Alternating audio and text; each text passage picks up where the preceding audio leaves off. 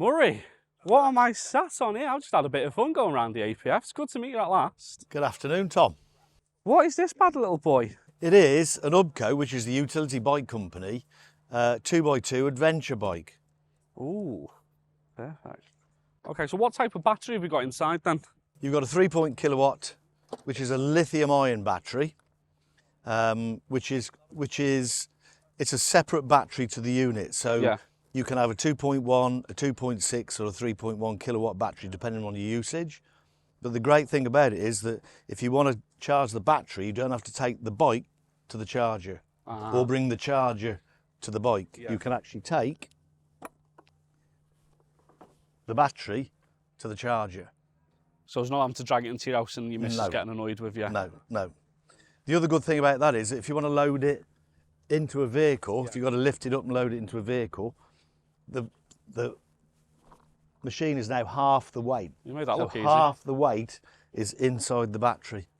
So for loading, or say you came to an obstacle, a fence, and you wanted to get the bike over the fence or a wall, you can simply take the battery out, as I've done before now.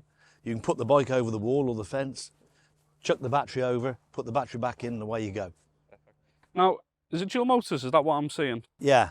So you've got motors in the front and the back hubs. Yeah. The advantage of that is that you've got two-wheel drive.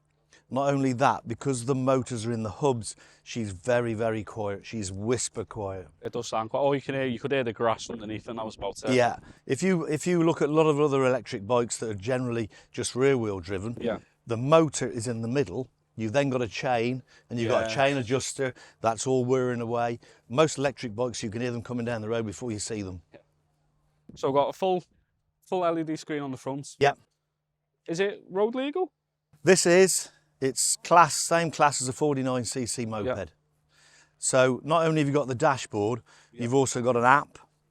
Oh, look so at that. on the app, you can actually change the performance of the bike. You can change it from boost to normal to economy. If you gave it to a friend of yours, if it was your bike and you thought he wasn't capable of riding it, press that one button and he's in learner mode. Well, that's what you've just done to me, because I got onto it. He said it's really sensitive. Yeah. And it was going, or I was even going really slow. It was one of them. But I'll change it next time, okay? Don't worry. Brilliant. Are these available to buy now in the UK? Yes. Yeah, they've been in the UK now for nearly 3 years.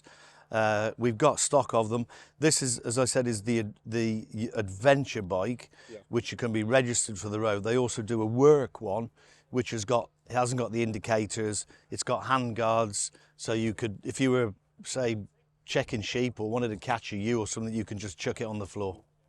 And I know with battery bikes and stuff like that, the worst question you can ask them, how long does it last? But it depends how much you want to do 100% throttle with it. Well, the guys that developed this and build this bike in New Zealand quote 120 kilometres, which is 70 miles.